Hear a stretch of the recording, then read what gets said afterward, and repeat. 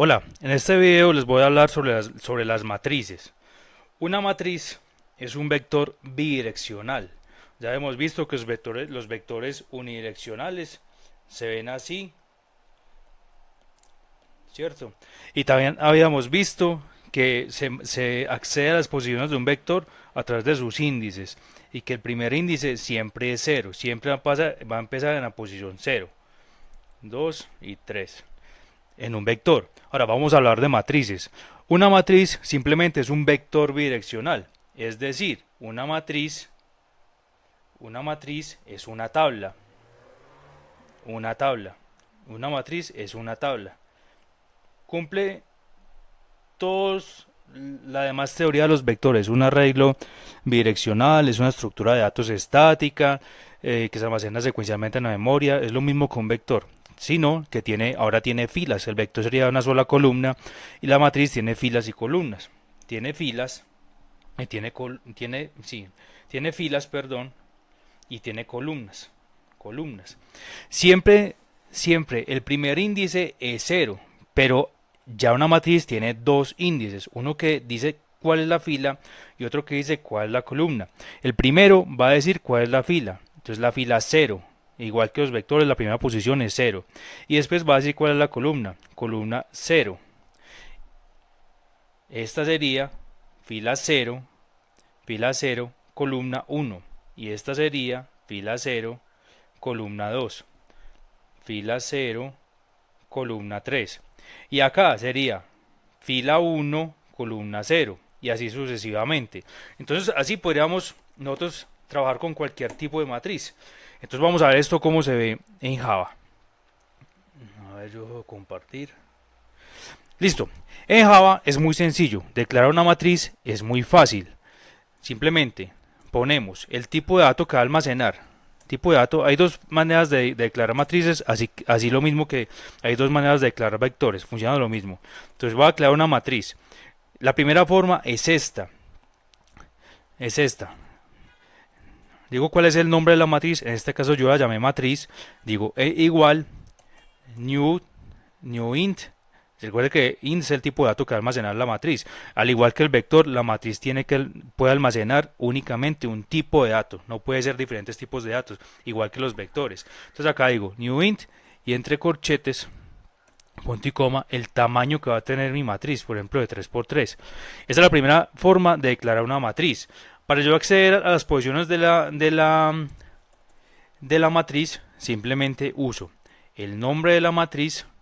En este caso yo la llamé matriz y entre corchetes la posición, por ejemplo la posición 0, 0, ya sabemos que es la esquina izquierda. Si imprimo esto me imprime 0. Recuerde que un dato de tipo entero o de tipo numérico que yo no lo inicialice, él automáticamente inicia en 0. Listo, funciona. Ahora vamos a ver la segunda forma de declarar matrices. ¿Se acuerdan de la segunda forma de declarar vectores? Entonces, es llevarle los datos de una vez. Aquí tengo declarado la matriz. Luego, dentro de llaves, defino las filas y las columnas. Por ejemplo, voy a definir la primera fila. Voy a guardar un 3, un 6 y un 9. La primera fila. Ahora, voy a definir la segunda fila. Coma, lo separo con coma. Y entre llaves otra vez la segunda fila. 5, 8 y 3, por ejemplo. Tengan cuidado que la matriz tiene que tener el mismo número de columnas en cada fila. Si esta es la primera fila, mire que tiene 3 columnas.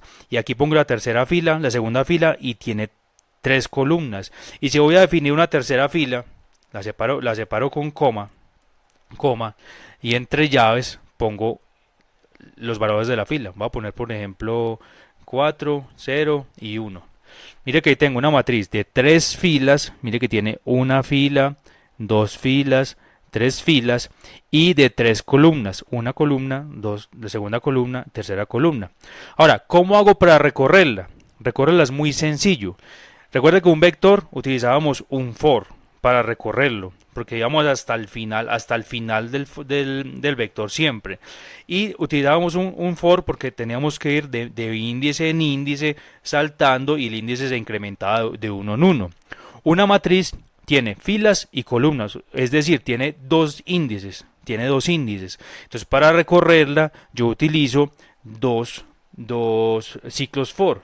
Por ejemplo, mira que aquí tengo una matriz acá y tiene, yo resalto acá, tiene los índices 0, 1, 0, 0, 0, 1, 0, 2, 0, 3. Mire que mientras las filas se mantienen en el mismo valor, las columnas van incrementando uno en uno.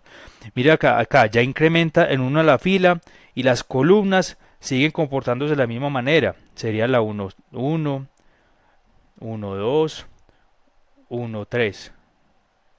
Mire que acá ya podemos definir el patrón. Mire que la fila va aumentando de uno en uno, va aumentando la fila, y mientras que la fila se queda en un índice, las columnas van aumentando de uno en uno.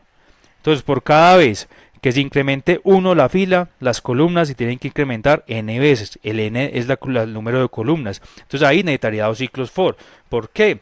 Este ciclo for que me va a manejar las filas y un ciclo for que me va a manejar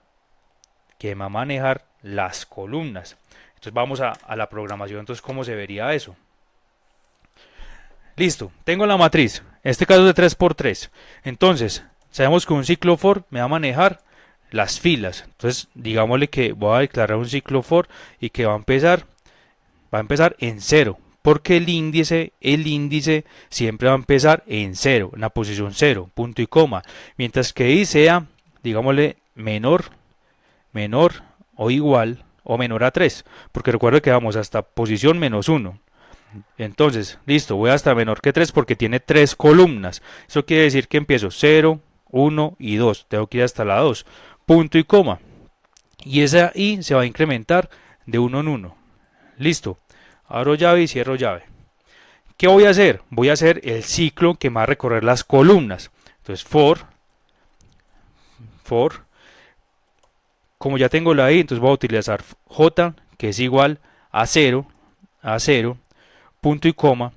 También j, recuerda que tiene 3 filas, entonces j la va a llevar hasta 2, menor que 3. Y punto y coma, esa j lo voy a incrementar de 1 en 1. Una llave abriendo y la otra cerrando. Listo. Con este primer for, estoy asegurando el recorrido de las filas. Y con este segundo for, estoy asegurando el recorrido de las columnas. Por ejemplo, voy a imprimir la posición IJ.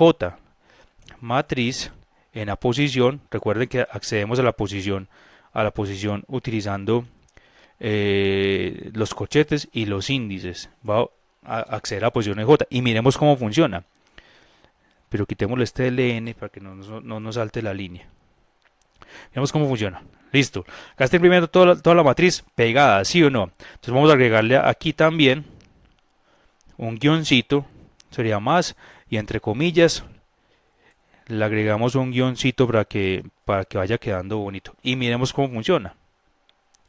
Listo, nos imprime la matriz de manera horizontal. Entonces, miremos que cada vez que aquí recorro una fila completa y cada vez que recorro la fila, le voy a poner un salto de línea para que me queden las filas separadas. Y yo sé que una fila se recorre cuando este primer for termine el recorrido.